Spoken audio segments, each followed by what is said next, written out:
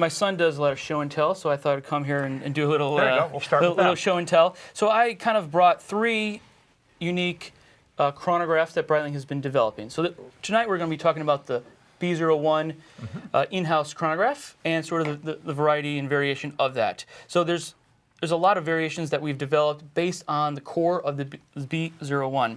The first one that I brought is a limited edition piece, which is the 1915. I love this piece when you show me it. Yeah, this is, I mean, you can tell just by the numbers, has a lot of styling even to our Navitimers. So this is a single pusher chrono, meaning that the start, stop, and reset is all done through a single pusher, and they've integrated it into the case. So here, I start the chronograph, and then stop it. That's pretty traditional, but there is not a classic reset. The third push brings that back to 0.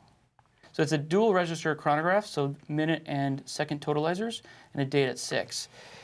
We have a display back, and how we have that, it's a hand wind, as you notice as well, which is quite classic. I kind of enjoy the hand wind I do as well. movements.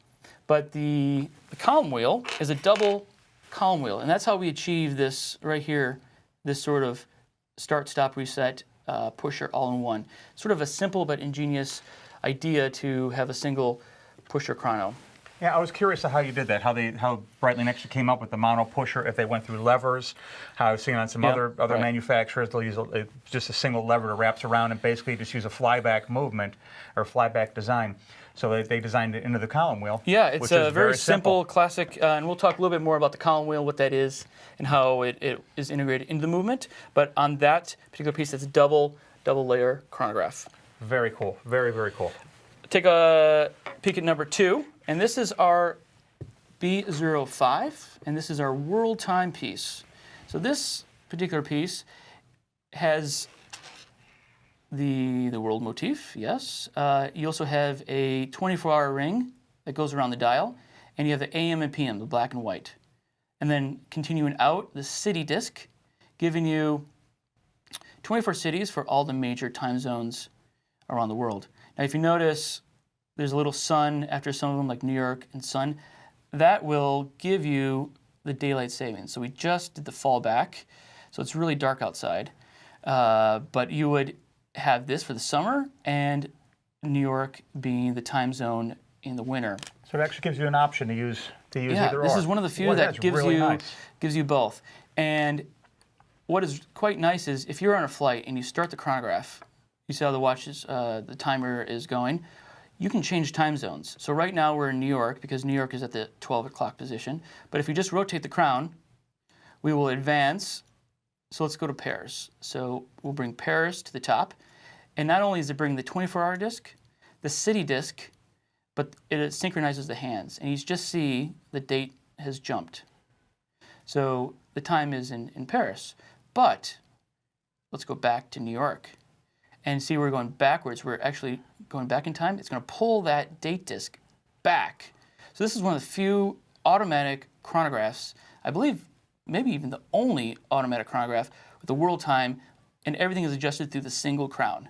While it's running. While it's running. See, the chronograph is always running. So we did that whole thing in maybe 52 seconds and then reset. So we went to Paris and back. Paris and back in 52 seconds. I love it. That's faster than the Concorde. And last but not least, this is our new Basel release from this year. This is, I would say, the culmination of about 10 years of research and development.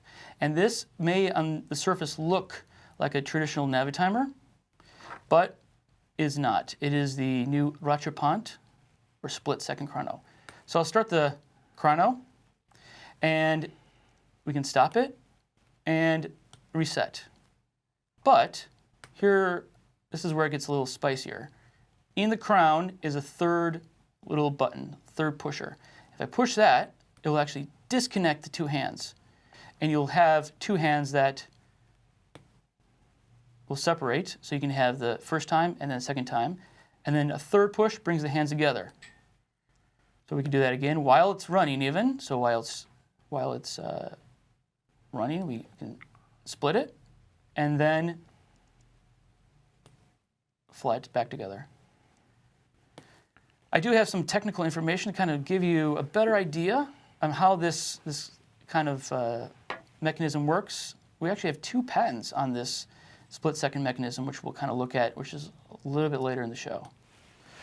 So Very those are cool. those are 3 watches I kind of hand-selected as one of my favorite variations of the in-house B01 movement.